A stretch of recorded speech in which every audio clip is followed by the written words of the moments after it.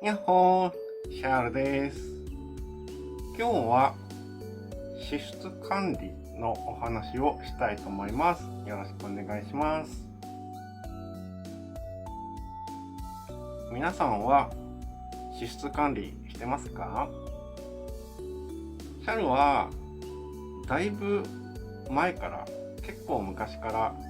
自分の支出管理をしてる方かなと自負しております。支出管理をするっていう習慣は、お金を貯めようと思ってない人でも、もちろんお金を貯めようと思ってる人にもおすすめします。やっぱり月自分がいくら使ってるかわかんないっていう状況ってちょっと怖くないですか？シャルはそこそこお金はなくはない方なんですけど、これってすごい単純な話で、支出が収入を上回っていない生活を送ってれば勝手に溜まっていくんで、やっぱりそういう意味でも支出管理ってした方がいいとすごく思ってます。ただ支出管理ってめんどくさいですよね。もうすでにされてる方は全然いいと思うんですけど、でシャルも最初はどうやって支出管理しようかなって迷ってた時期があったんですけど、極論で言うとシャルは今 Google のスプレッドシートで基本管理してます。でシャルは結構大雑把につけてますね。前回支出のお話をしたと思うんですけど、あのぐらいのジャンル分け、カテゴリー分けでやってるようなもんなんで、そんなに細かくはつけてないです。とにかく大事なのは自分が今月いくら使ったかっていうのが明確に見える化されることが重要かなと思ってます。でシャルは結構ズボラな性格だったりするので、細かい作業あんま苦手なんですよ。でそんなシャルみたいにズボラな人へのおすすめのやり方っていうのが、クレジットカードを作るになります。もちろんクレジットカードを作れない方もいらっしゃいますし、あと一番良くないのはクレジットカード作ると限界まで借りて使っちゃうとかっていう、そういう方にはお勧めしないです。あくまでクレジットカード作るけど、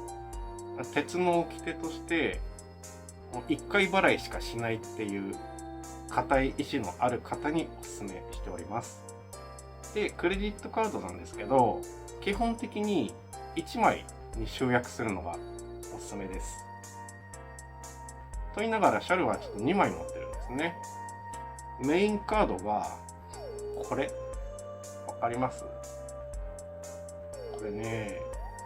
ANA のスーパーフライヤーズカードなんですよ。ゴールドカード。これちょっと昔シャルが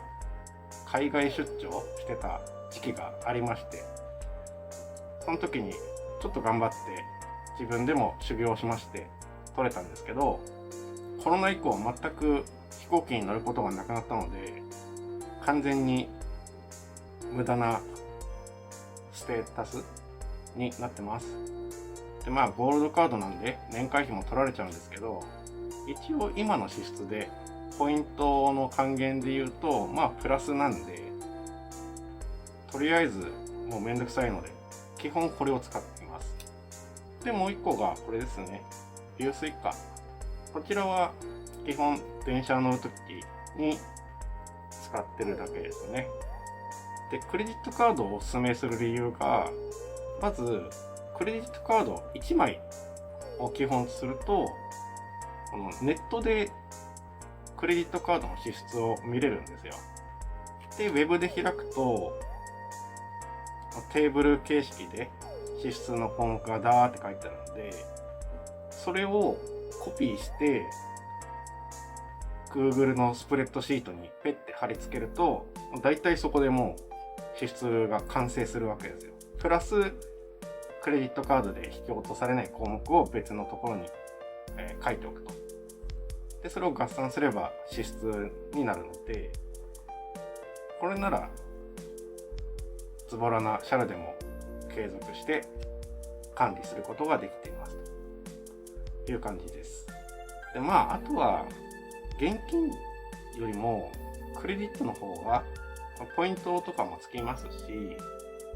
あとは直接お金を触らなくて済むっていう利点はあるかなと思ってます。逆に注意していただきたいのは、カードだからってポンポン欲しいもの、必要じゃないけど欲しいものとかついつい買ってしまうっていう人は要注意ですね。それも支出管理をきちんとつけてれば、その今月の支出がマイナスになってないかっていうのが確認できるので、そこでマイナスにならないような生活が送れてれば、とりあえず御の字なんじゃないかなって思います。お金を貯めようと思ってる方も思ってない方も、とりあえず支出表だけはつけることを大変お勧めしております。何事もバランスが大事なんで、適度に貯めて適度に